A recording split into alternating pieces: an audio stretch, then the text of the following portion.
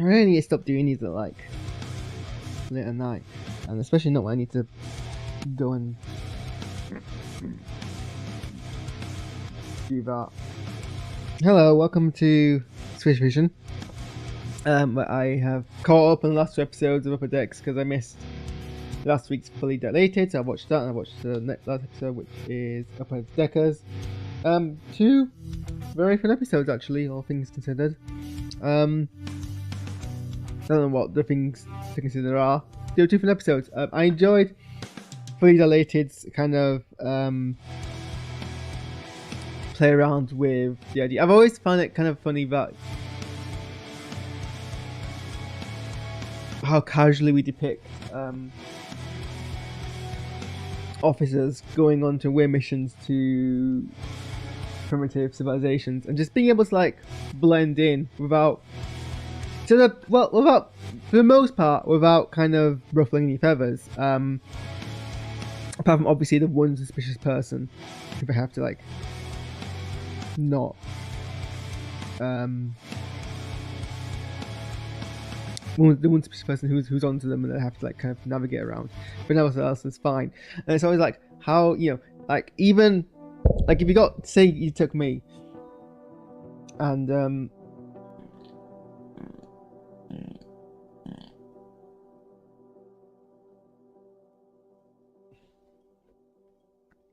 say you took me and you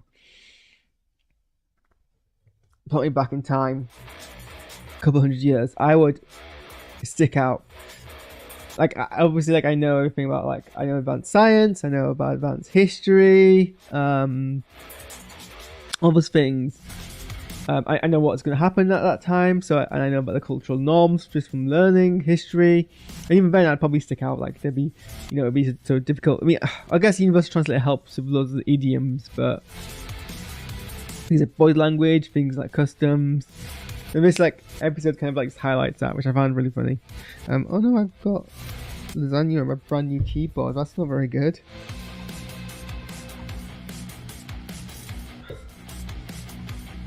I can clean that up real quick.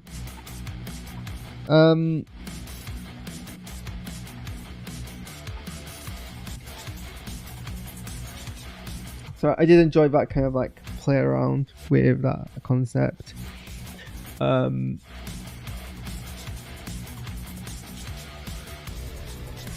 thing I don't like about Lower Decks that I've noticed happening quite a few times is that there is a conflict in this episode. It's Tani. No, that's not her name.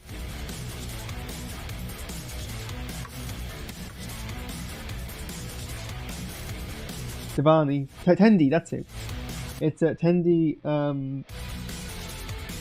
Why did I forget names like this? I'm not usually this bad.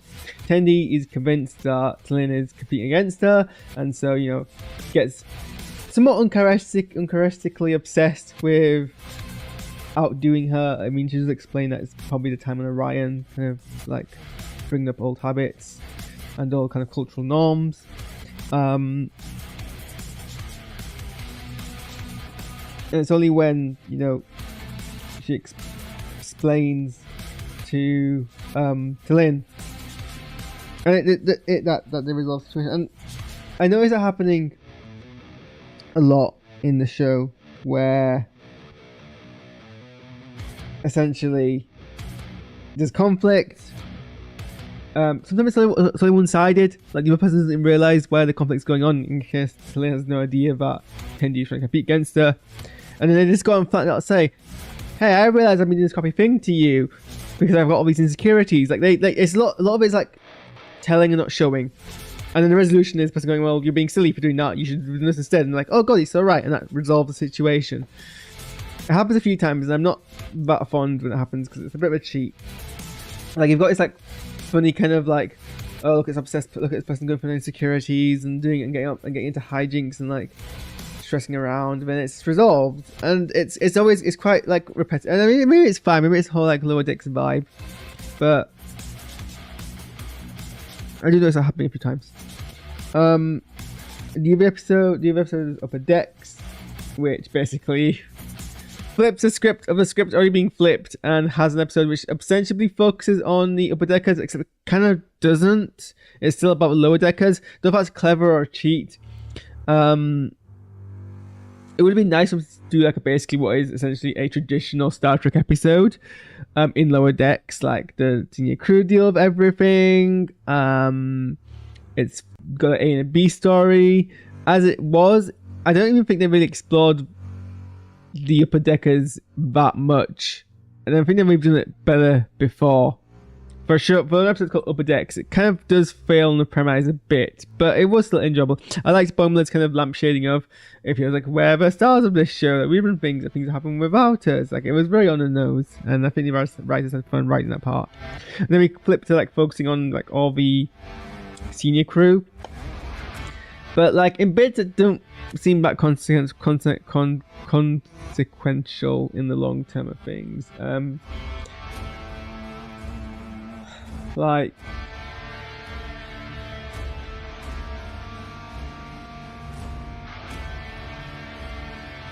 Hannah's got her whole thing about pain, which I never realised was an ongoing issue that she had, and you think someone as a senior, like chief medical officer of Starship, would actually have a better understanding of cross-species pain, but apparently not.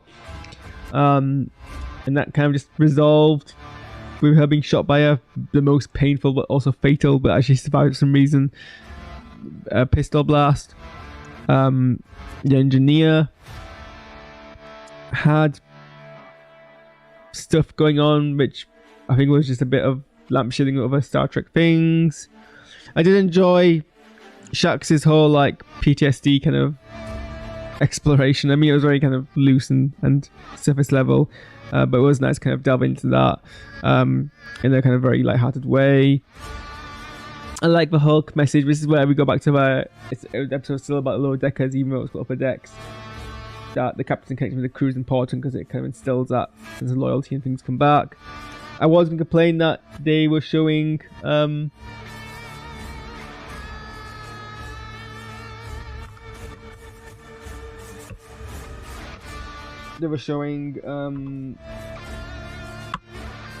Ransom as being really incompetent when we know he isn't that incompetent, and he's actually quite a good leader. And hey, I got fooled as well, because we actually have seen that coming, with the twist is obviously that he acts that way because he knows it brings people together.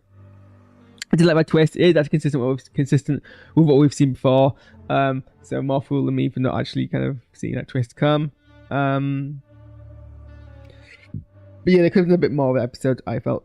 Anyway, that's my thoughts on this episode because I am very tired. I'm pot free and I kind of need to go. I've just eaten a lasagna and it's gone right through me, so I'm going to bounce.